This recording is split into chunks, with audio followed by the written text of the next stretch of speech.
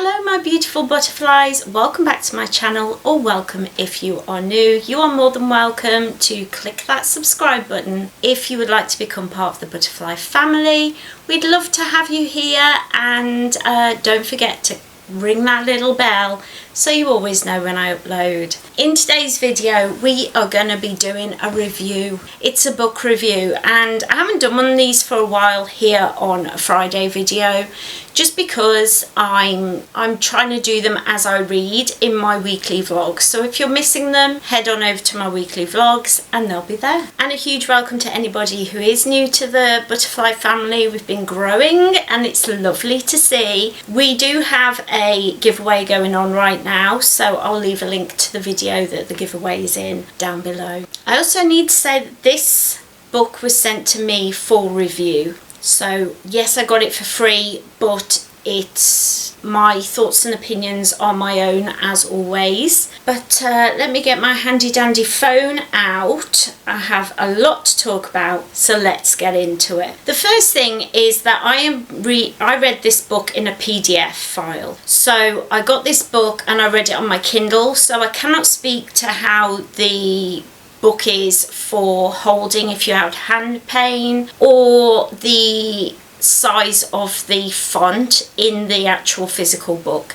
If you are worried about that, definitely get it in an electronical version on Kindle or audiobook, something like that. I do have to say I loved the history at the beginning of the book. It was great to speak to the foundation of modern witchcraft and why things are done the way they are.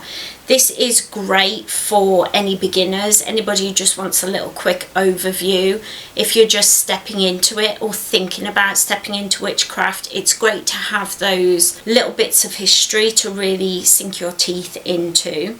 And it's great as a more experienced witch just to have some history to go over again, because it's always good to refresh our knowledge. I really enjoyed the writing style of the author. It's very plain language and I could understand everything they were saying. It was easy to follow as well. So I think this is perfect for anybody really to read. I will say, however, that a lot of it is in the Wiccan. It's very much a Wiccan based book. By this I mean there's lots of god and goddess and male and female. It's very like gendered. There's a lot of talk of athames and certain ritualistic tools that you have to have if you're practicing witchcraft in the Wiccan way. However, after reading like all the beginning chapters that were very like Wiccan based, the spells themselves didn't seem to mention a lot of that.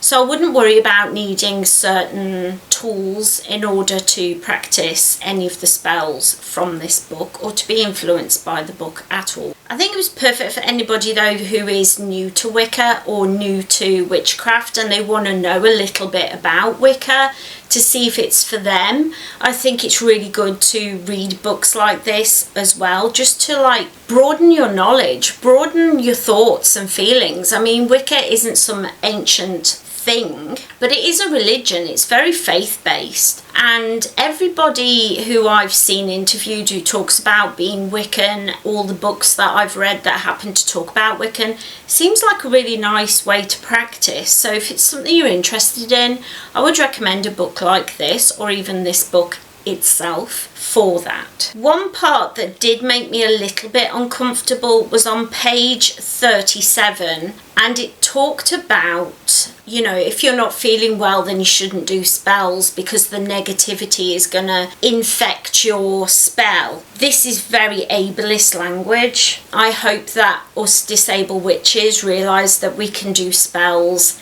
Even if we're having a bad day, we can do healing spells, self-healing. We can do a little bit of candle magic or a little bit of tarot, something very small and easy that is going to help us to connect with our practice, even on days when we're not feeling well. To be fair to the author, I think they're talking more about somebody who is able-bodied, who is just feeling under the weather or feeling unwell. But it is good that we call out these things, because that's how things change, isn't it? The spells that are included in the book are very basic and very easy to do. I think they're really good for anybody who is disabled to do, because there wasn't like loads and loads of ingredients. It wasn't like tons and tons of things that you needed to buy. We have reviewed books in the past that have been like that you've needed 500 different things in order to just practice a simple thing. I'm not one for adding loads of steps to something if I can do it in an easy, simple way because of my fatigue levels. And I think that is something that in this book I was a little bit worried about at the beginning when they were talking about needing loads of tools and creating circles of protection and all that kind of thing. But when it actually came down to it, the spells themselves were quite basic, they were quite easy. I think anybody of any level could use them as a stumbling block, not a stumbling block, as a starting block even, to make their own spells. And I think it's really good to buy books like this. Like I've spoken about this before, I don't make spells from spell books, but I enjoy reading them a bit like I would enjoy reading a recipe book, but I wouldn't necessarily make some really fancy recipe. It's great for giving you ideas and ways to create your own spells, and you can always change things up or work on something as a basis, and I think these would be good for that. I also loved that all the spells were organised by the reason that you would need that spell. So they were like protection or healing or whatever. So you could just bookmark each page that was a different section, and then you can easily find them later. I thought that was really great. For me, it would go even further if I had the physical book. It would be good if they like inlaid it a little bit so that you could easily like thumb your way to each separate spell making reason. I think that would be a really great way of making it even easier for people to find. The lists of correspondences at the end in the appendix of the book were really, really good. I love when there's a whole list of stuff and everything that you used in the book, everything was listed at the end, so you could look up the reason behind that particular thing being chosen for that particular spell. It was great for more research, it was great for more understanding. You could even copy them or photocopy them and put them into your grimoire.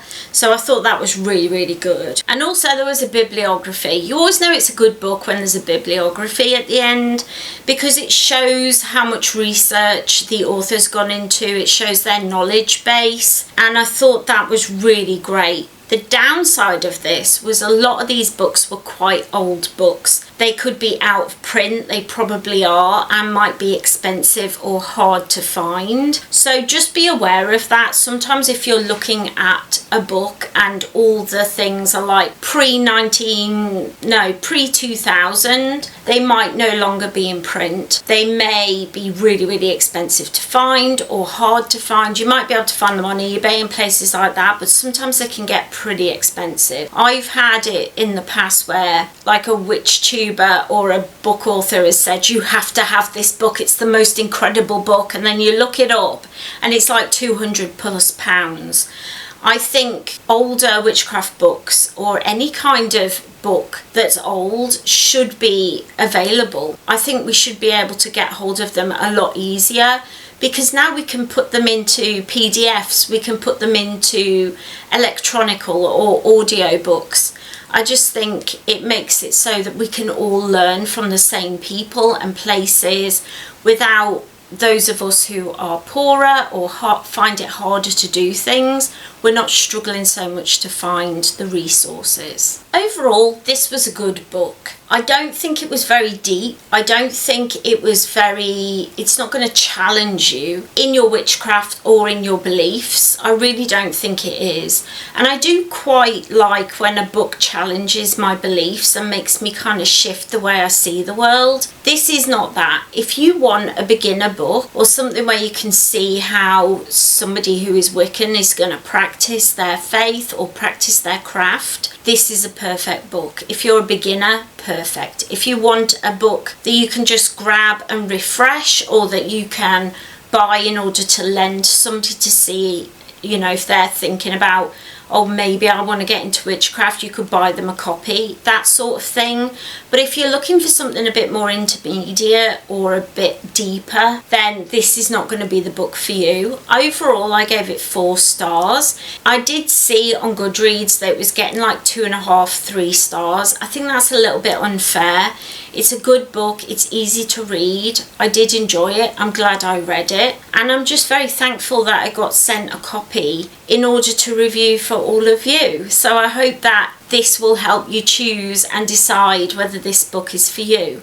And if it is, I will leave more information down below so that you can find it nice and easily if you choose to have a look. Don't forget, you can also get it from your local library. I really hope that you enjoyed this video. If you did, don't forget to leave it a cheeky like, comment, subscribe, ring that little bell. All these things are free and they let me know and the YouTubeverse know that you enjoyed the video, and it'll share it out just that little bit more. Take care everyone. I hope you have a wonderful, magical week, and I will see you in my next video. Goodbye.